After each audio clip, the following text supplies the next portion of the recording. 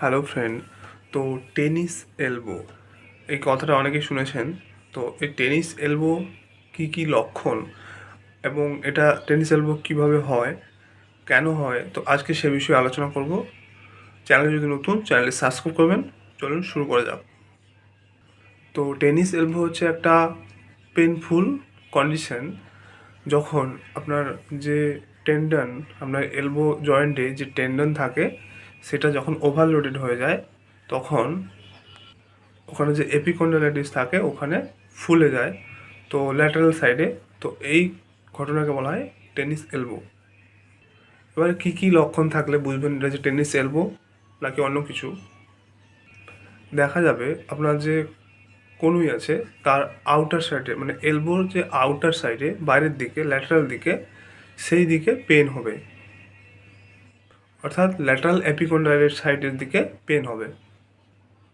একটা prominent part যেটা আমাদের এলবো জয়েন্টের যে ল্যাটারাল এপিকন্ডাইল বাইরের দিকটা, ওই দিকটায় ব্যথা হবে।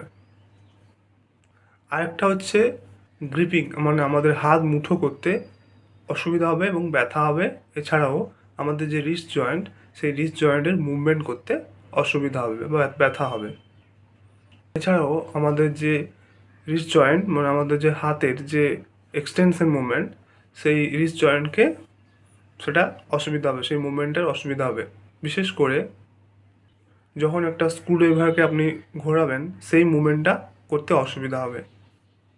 এছাড়াও কোনো কিছু তুলছেন, তখনও এটা অসুবিধা হবে। আরেকটা হচ্ছে ওই এলবো জয়েন্ট থেকে যে ব্যথা আপনার যে ফোর আর্ম বা হাতের দিকে বা আঙ্গুলের দিকে ছড়িয়ে পড়তে পারে ব্যথাটা। এছাড়াও যখন হ্যান্ডশিক করবেন তখন একটা ব্যথা বুঝতে পারবেন।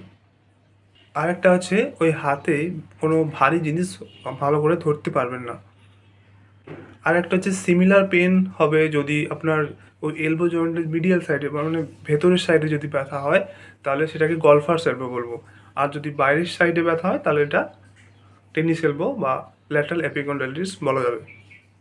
তো এই সমস্ত লক্ষণ থাকলে অবশ্যই বুঝবেন এটা টেনিস এলবোর জন্য হচ্ছে। তো তার জন্য নেসেসারি ট্রিটমেন্ট নিতে হবে। তো আজকে জানলেন যে আমাদের টেনিস এলবোর লক্ষণ কী কী, অর্থাৎ আমাদের হাতের যে এলবো জয়েন্ট বা কনুই, তার বাইরের সাইডে যে ব্যথা হয় তার লক্ষণ কী। যাদের যাদের এই সমস্ত সমস্যা রয়েছে অবশ্যই যখন ফিজিওথেরাপিস্টের কাছে অবশ্যই এটা ট্রিটমেন্ট করা যাবে। তো আজকের ভিডিও এই পর্যন্ত। চ্যানেল যদি নতুন, চ্যানেল সাবস্ক্রাইব করবেন, ভিডিও ভালো লাগে লাইক করবেন। Thank you for watching.